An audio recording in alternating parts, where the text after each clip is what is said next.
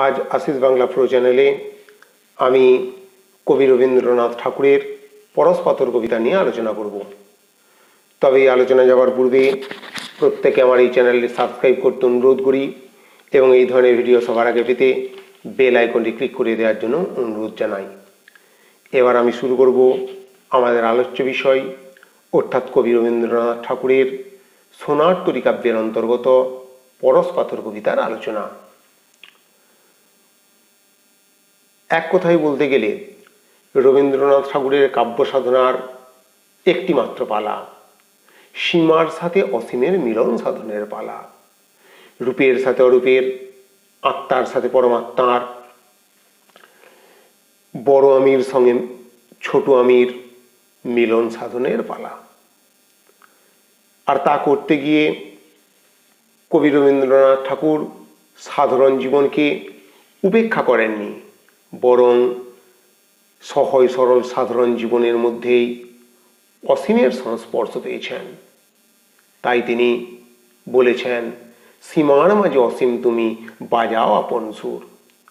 সোনার তরী কাব্যেও তিনি দেখিয়েছেন প্রকৃতি ও মানবের মধ্যে যে অন্তর্নিহিত সৌন্দর্য, সেই সৌন্দর্য কোনো কল্পরাজ্যে প্রতিষ্ঠিত নয়।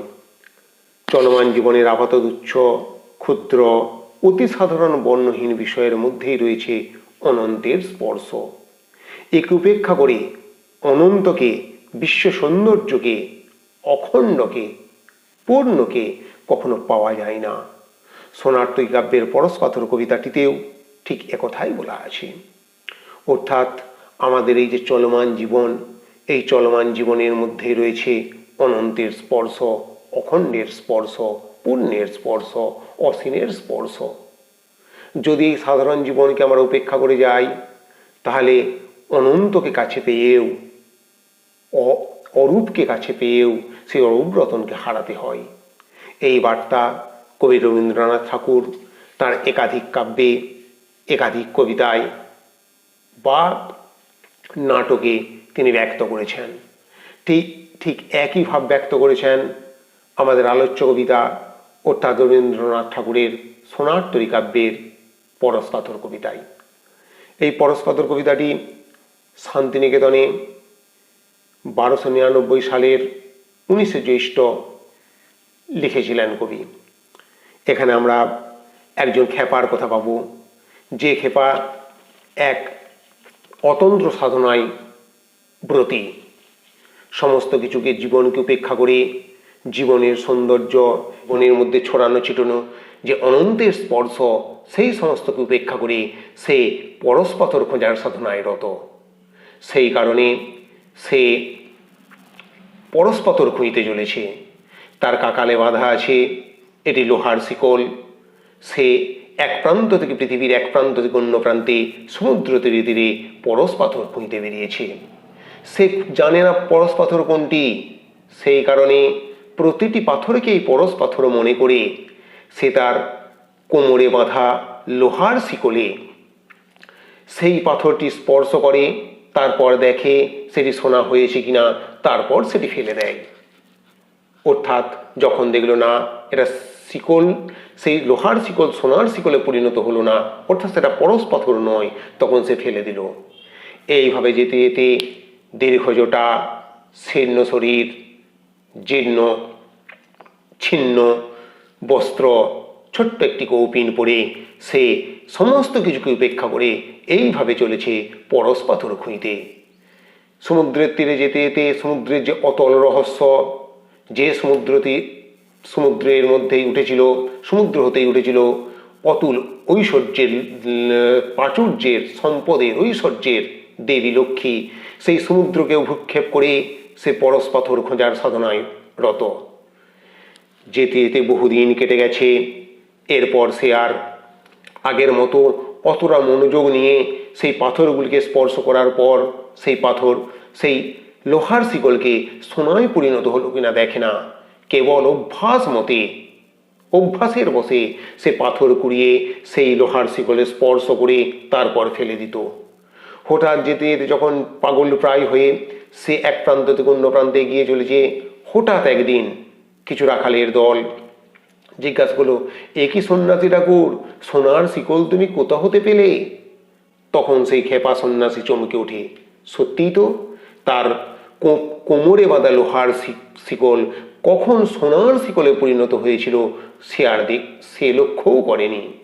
অর্থাৎ সে তার জীবনে পরশ পাথরের সন্ধান পেয়েছিল, কিন্তু অবজ্ঞাবশত সে সেই সোনায় পরিণত কামি সেই পরশ পাথরকে ফেলে দিয়েছে। এরপর সে নিজের কপালে আঘাত করতে করতে সে ভাবে যে পরশ পাথরের সন্ধান পেয়েও সে হারিয়েছে। আবার সে একইভাবে সে পুরনো পথে ফিরে যেতে চায়, অর্থাৎ যে পথে সে পরশ পাথরের সন্ধান পেয়েছিল সেই পরশ পাথরকে আবার খোঁজার জন্য সে বাকি অর্ধেকটা জীবন দিতে চায়। কিন্তু যে প্রথমের যে উৎসাহ, যে উদ্দীপনা, পরশ পাথরকে খোঁজার যে আগ্রহ, সেই উৎসাহ উদ্দীপনা আজ আর নেই। আসলে অস্তগামী জীবনের দিনে নতুন করে ভাগ্যের সঙ্গে তার লড়াই শুরু হয়েছে। জীবন সাধনার বিরহ ব্যথা কবিতার শেষে অনুরণিত হয়েছে। কিন্তু রবীন্দ্রনাথ ঠাকুরের কাছে খেপা কিন্তু আমাদের সাধারণ জীবনের মতো নয়। তিনি পাগল কাকে বলেছেন না, এই অপার বিশ্ব প্রকৃতির যে আকর্ষণ, সেই আকর্ষণে যাদের হৃদয়তন্ত্রে বেজে ওঠে তিনি হন শিল্পী, যার হৃদয় বিনার তার কেটে যায় তিনিই হন পাগল। অর্থাৎ আমরা খেপা কাকে বলি না, খেপা কতগুলি খণ্ড খণ্ড বাঁধা কাজের মধ্যে যারা আত্মনিয়োগ করে তাদেরকে আমরা বলি সুস্থ। কিন্তু বৃহৎ কর্মের মধ্যে আত্মনিয়োগকারী যে ব্যক্তি সেই হয় আমাদের কাছে খেপা। এই খেপার যাত্রা কোথায় না, আমাদের এই কবিতায়, আলোচ্য কবিতায় সেই খেপা সকল আকাঙ্ক্ষার ধন চাই, অর্থাৎ পরশ পাথর চাই। ধনী চাই ধন, বণিক চাই সম্পদ, রাজা চাই রাজত্ব, কীর্তিমান চাই যশ, কিন্তু খেপা চাই পরশ পাথর। আসলে সে জানে এই পরশ পাথর পাওয়াই চরম পাওয়া। আসলে এই যে খেপা, এই খেপার যাত্রা ভূমানন্দের সন্ধানে। এই ভূমার জন্য সর্বস্ব ত্যাগ করে, কিন্তু সেই ভূমা অতি সামান্য রূপে তার জীবনে প্রবেশ করেছিল, কিন্তু তিনি তা টেরও পাননি। কেবলমাত্র পরশ পাথর খোঁজার সাধনায় এতই একাগ্রচিত্ত হয়ে গিয়েছিল যে এই সাধারণ জীবনের মধ্যে অতুল ঐশ্বর্য লুকিয়ে রয়েছে। এই সাধারণ জীবনের হাসি কান্না, প্রাকৃতিক বৈচিত্র্য, সমুদ্রের গর্জন, এই সমস্তের মধ্যেই যে আছে অনন্তের ইঙ্গিত, পরমাত্মার ইঙ্গিত, অরূপের ইঙ্গিত, সেই টের তিনি পাননি। সেই কারণে তাকে ভাগ্যহত জীবনে আবার পরশ পাথর খোঁজার সন্ধানে রত হতে হয়েছে। যে অর্ধেকটা জীবন যার খোঁজার জন্য তিনি ব্যয় করেছেন, তাকে তিনি স্পট পেয়েছিলেন, পেয়েও হারিয়েছেন, তাকেই আবার খোঁজার জন্য, তাকেই সন্ধান করার জন্য তিনি আবার পেছন দিকে যাত্রা করেছেন। কবি কবিতাটি প্রথমেই এইভাবে শুরু করেছেন, খেপা খুঁজে খুঁজে ফিরে পরশ পাথর, মাথায় বৃহৎ জোটা, ধুলায় কাদায় কোটা মলিন ছায়ার মতো ক্ষীণ কলেবর, ওষ্ঠদেরতে চাপি অন্তরের দ্বার ঝাঁপি, রাত্রি দিন তীব্র জ্বালা জেলে রাখে চোখে, দুটো নেত্র সদা যেন নিসার খদ্দ তেন উড়ে উড়ে খোঁজে কাড়ে নিজের আলোকে, নাহি যার চাল চুলা, গায়ে মাখে ছাই ধুলা, কটিতে জোড়ানো শুধু ধূসর কৌপিন, ডেকে কোথা কয় তারে কেহ নাই এ সংসারে, পথের ভিখারি হতে আরও দিনহীন, আর তার অভিমান সোনার উপতুচ্ছ জ্ঞান, রাজ সম্পদের লাগি নহে সে কাতর, দোষা দেখে হাসি পায় আর কিছু নাহি চায়, একেবারে পেতে চায় পরশ পাথর। অর্থাৎ এই প্রথম যে স্ট্যাঞ্জার, প্রথম যে পেরা, সেই প্রথম পেরায় দেখা যাচ্ছে এই খেপা নিজের প্রতি উদাসীন, জগৎ ও জীবনের মাধুর্যের প্রতি, সৌন্দর্যের প্রতি সে উদাসীন। সে কি করে না, সে তার সোনার উপর প্রতি কোনো ঝোঁক নেই, আর তার এত অভিমান, সোনার উপাতুচ্ছ জ্ঞান, রাজ সম্পদের লাগি নহে সে কাতর। সে কি চায় না, একেবারে পেতে চায় পরশ পাথর। জগতের যে তারপরে এতেই আসে, জগতের যে অসীম রহস্য ও সত্যের ইঙ্গিত দেয় সেই সমুদ্র, সেই সমুদ্র পাড়েতেও সে কিন্তু উদাসীন। সমুদ্রের প্রতিও সে উদাসীন। যেখানে অনন্তের ইঙ্গিত পাওয়া যায়, যেখানে পাওয়া যায় রহস্যের ইঙ্গিত, তার প্রতিও তার ঔদাসীন্য। বলছেন, সম্মুখে গরজে সিন্ধু অগাধ অপার, তরঙ্গে তরঙ্গে উঠি হেসে হলো কুটি কুটি, সৃষ্টি ছাড়া পাগলের দেখিয়া ব্যাপার। সেই সমুদ্রও যেন হেসে হলো কুটোকুটি। আকাশ রয়েছে চাহি, নয়নে নিমেষ চাহি, হু হু করে সমীরণ ছুটেছে অবাধ। সূর্য ওঠে প্রাতঃকালে পূর্ব গগনের ভালে, সন্ধ্যাবেলা ধীরে ধীরে উঠে আসে চাঁদ। জলরাশি অবিরল করিতেছে কলকল, অতল রহস্য যেন চাহে বলিবারে। কাম্যধন আছে কোথা, জানে যেন সব কথা, সে ভাষা যে বোঝে সেই খুঁজে নিতে পারে। সে যেন জানে, অতল জলরাশি, সমুদ্রের জলরাশি যেন জানে। কাম্য অতল রহস্য যেন চাহে বলিবারে, কাম্যধন আছে কোথা। যে কোথায় কাম্যধন আছে, আসলে এই অনন্ত ঐশ্বর্যের মধ্যেই ছড়ানো রয়েছে, এই সাধারণ জীবনের মধ্যেই ছড়ানো রয়েছে, সমুদ্রের অপার রহস্যের মধ্যেই রয়েছে এই আমাদের কাম্যধন। অনন্তের সন্ধান পাবো, ঐশ্বর্যের সন্ধান পাবো, অরূপের সন্ধান পাবো। কেবলমাত্র কি করতে হবে না, তাকে খুঁজে নিতে হবে। কিছু কিন্তু এই খেপা কি করে না, কিছুতে ভূক্ষেপ নাহি, মহাগাথা গান গাই, সমুদ্র আপনে শুনে আপনার স্বর। কেহ যায় কেহ আসে, কেহ কাঁদে কেহ হাসে, খেপা তীরে খুঁজে ফিরে পরশ পাথর। যে সমুদ্র তীরে একদিন অতুল ঐশ্বর্য নিয়ে, অতুল সৌন্দর্য রশ্মি নিয়ে উঠেছিল রক্ষী, সেই সমুদ্র তীরে সে পরশ পাথর খুঁজে, কিন্তু সমুদ্রকে সে চোখ মেলে দেখেনি। একদিন বহু পূর্বে আছে ইতিহাস, নিকষে সোনার রেখা সবে যেন দিল দেখা, আকাশে প্রথম সৃষ্টি পাইল প্রকাশ। মেলি যত সুরাসুর কৌতূহলে ভরপুর, এসেছিল পাটি পিয়া এই সিন্ধু তীরে। অতলের পানে চাহি, নয়নে নিমেষ চাহি, নীরবে দাঁড়াইছিল স্থির নত শিরে। বহুকাল স্তব্ধতা কি শুনেছিল মুদে আঁখি, এই মহাসমুদ্রের গীতি চিরন্তন। তারপরে কৌতূহলে ঝাঁপায়ে অগাধ জলে করেছিল এর অনন্ত রহস্য মন্থন। বহুকাল দুঃখ সেবী নিরখিল লক্ষ্মী দেবী, উদিলা জগৎ মাঝে অতুল সুন্দর। সেই সমুদ্রের তীরে শীর্ণ দেহে জীর্ণ চিরে, খেপা খুঁজে খুঁজে ফিরে পরশ পাথর। যে সমুদ্র তীর হলো লক্ষ্মীর অতুল ঐশ্বর্যের সম্পদ, যে সমুদ্র তীরে আছে অতুল ঐশ্বর্য, যে সমুদ্র তীরে আছে অনন্তের সন্ধান, যে সমুদ্র তীরে আছে অরূপের সন্ধান, যে সমুদ্র তীরে সুরাসুর মিলে অমৃতের সন্ধানে মত্ত হয়েছিল, সেই সমুদ্র তীরকে উপেক্ষা করে এই খেপা কেবল খুঁজে চাই পরশ পাথর। এতদিন বুঝি তার ঘুচে গেছে আস, এবার সে অভ্যাসের দাসত্ব করে চলেছে।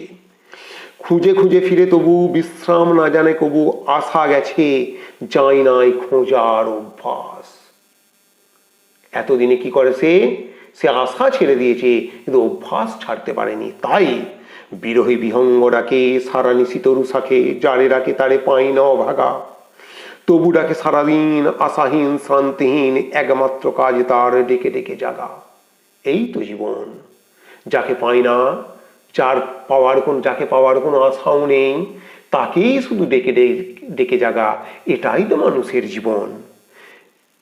আর সব কাজ ভুলি আকাশে তরঙ্গ তুলি, সমুদ্র না জানি কারে চাহি অবিরত। যত করে হায় হায় কোনো কালে নাহি চাই, তবু শূন্য তোলে বাহু ওই তার ব্রত।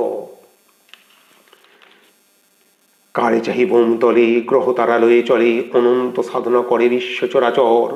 সেই মতো সিন্ধুটতে ধুলি মাখা দীর্ঘ জটে, খেপা খুঁজে খুঁজে ফিরে পরশ পাথর। একদা সুধালে তার গ্রামবাসী ছেলে, সন্ন্যাসী ঠাকুর এ কি, কাঁকালে ও কি, ও দেখি সোনার শিকল তুমি কোথা হতে পেলে। সন্ন্যাসী চমকে ওঠে, শিকল সোনার বটে, লোহা যে হয়েছে সোনা জানে না কখন। একই কাণ্ড চমৎকার তুলে দেখে বারবার, আঁখি কচলিয়া দেখে এ নহে স্বপন। বারবার সে আঁখি কচলাইয়া দেখছে, সত্যিই তো তার লোহার শিকল সোনা হয়ে গেছে, অর্থাৎ পরশ পাথরের সন্ধান সে পেয়েছিল। কপালে হানিয়া কর বসে পড়ে ভূমিকর, নিজেরে করিতে চায় নির্দয় লাঞ্ছনা। পাগলের মতো চাই কোথা গেল হায় হায়, ধরা দিয়ে পোলাইল সফল বাঞ্ছনা। কেবল অভ্যাস মতো নুড়ি কুড়াইত কত, ঠন করে ঠেকাইত শিকলের পর, চেয়ে দেখিত না নুড়ি, দূরে ফেলে দিত ছুরি, কখন ফেলেছে চুটে পরশ পাথর। এইভাবে অভ্যাসের বসে কখন সে যেন পরশ পাথর ছুঁড়ে ফেলেছে। তখন যেতেছে অস্তে মলিন তপন, তখন বয়সের ভারে তার শরীর অবনত হয়ে গেছে। আকাশ সোনার বর্ণ, সমুদ্র গলিত বর্ণ, পশ্চিম দিক বধূ দেখে সোনার স্বপন। সন্ন্যাসী আবার ধীরে পূর্ব পথে যায়, ফিরে খুঁজিতে নতুন করে হারানো রতন। আবার সে নতুন করে চলেছে সোনার তৈরি করার জন্য পরশ পাথর খুঁজতে। নতুন করে সে তার সাধনায় ব্রত হয়েছে, কিন্তু সে শক্তি নাহি আর, নুয়ে পড়ে দেহবার, অন্তর লুটাই ছিন্ন তরুণ মতন। পুরাতন দীর্ঘ পথ পড়ে আছে মৃতপথ, হেতা হতে কত দূর নাহি তার শেষ। দিগ হতে দিগন্তরে মরুবালি ধুধু করে, আসন্ন রজনী চাই ম্লান সর্বশেষ। অর্ধেক জীবন খুঁজি কোনো ক্ষণে চক্ষু বুঝি, স্পর্শ লোভে ছিল যার এক পলভর, বাকি অর্ধভগ্ন প্রাণ আবার করেছি দান, ফিরিয়া খুঁজিতে সেই পরশ পাথর। অর্থাৎ অস্তগামী জীবনের দিনে নতুন করে আবার ভাগ্যের সঙ্গে লড়াই শুরু করেছে সেই পরশ পাথর সন্ধানী খেপা। জীবন সাধনায় বিরহ ব্যর্থতা কবির আর সে অনুরণিত হয়ে উঠেছে। এই পরশ পাথর আমাদের জীবনে সহজ সাধারণ জীবনের ছন্দে দেখা দেয়, কিন্তু আমরা তাকে গ্রহণ করার জন্য প্রস্তুত থাকি না। আমাদেরকে তাকে গ্রহণ করার জন্য প্রস্তুত থাকতে হবে। এই সাধারণ জীবন আঙিনার মধ্যে যে সৌন্দর্য ছড়িয়ে ছিটিয়ে রয়েছে, খণ্ড সৌন্দর্যের মধ্যে যে অনন্ত সৌন্দর্যের আভাস রয়েছে, রূপের মধ্যে যে অরূপের স্পর্শ রয়েছে, সেগুলিকে আমাদেরকে ভালোবাসতে হবে। সেগুলিকে অবজ্ঞা করে কেবলমাত্র পরশ পাথরের জন্য অভ্যাস মতো কেবলমাত্র ছুঁয়ে ফেলে দিলে পরশ পাথরের সন্ধান পাওয়া যায় না। পরশ পাথর আমাদের চারপাশেই আছে, কেবল তাকে খুঁজে নিতে হবে। আবার কুমুদনাথ দাস এই কবিতার ব্যাখ্যা করতে গিয়ে বলেছেন, অসীম অনন্ত পরমেশ্বরকে উপলব্ধি করিবার বাসনা, খেপার পরশ পাথর পাইবার বাসনা। সংসারের সব কিছুকে ত্যাগ করিয়া কেবলমাত্র বৈরাগ্য চিন্তার দ্বারা ভগবানের সত্তার ক্ষত্রিক আভাস মনের হইয়া সমস্ত কিছু হইতে বিচ্ছিন্ন হইতে হয়। তাহা অপেক্ষা নিজের পরিবারের, সমাজের, দেশের, বিশ্বের সঙ্গে যুক্ত হইয়া সমস্ত ইন্দ্রিয় দিয়া তাহার আবির্ভাব অনুভব করিলে আনন্দময়কে অধিক আত্মীয় রূপে পাওয়া যায়। এটাই হলো এই কবিতার সারমর্ম। আবার কবি সমালোচক মহিদালাল মজুমদার লিখেছেন, পৃথিবীতে সকল কালে এমন দু একজন মানুষ দেখিতে পাওয়া যায়, যাহাদের মনের ক্ষুধা অসীম, কোনো ক্ষুদ্র খণ্ড জানি তাহাদের সেই পিপাসা তৃপ্ত করে না। উহাদের মধ্যে এমনও আছে, যাহারা আধ্যাত্মপন্থায় যোগাসনে না বসিয়া এই জগৎ দৃশ্যের মধ্যে সেই পরম বস্তু আবিষ্কার করিতে চাহে।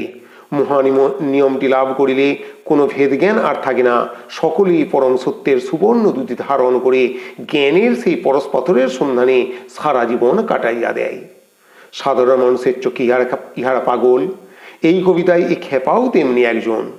সে এই অতল অপার সৃষ্টি রহস্যে সমুদ্র তীরে সেই পরশ পাথর খুঁজিতেছে। তাহার শত ইঙ্গিতময় কল্লোল ধ্বনি সে যতই শোনে ততই প্রাণের আকুলতা বৃদ্ধি পায়। তরঙ্গ জড়িত বেলাভূমিতে সে উপল রাশির আদিকাল হইতে ওই সমুদ্রের ক্রীড়ানক হইয়া আছে। তাহাদের মধ্যে সে সেই মহাতত্ত্বের সন্ধান করে। তাহার বিশ্বাস ওই অতি ক্ষুদ্র ও সামান্যের মধ্যে বিপুল বিরাটের রহস্য নিহিত আছে। তাহার স্পর্শে সব পদার্থ একই রকম পদার্থ হইয়া উঠিবে। এইভাবে সোনার তরী কাব্যে সীমা ও সীমের মিলন তত্ত্ব প্রকাশিত হয়েছে এই পরশ পাথর কবিতায়। আজ এই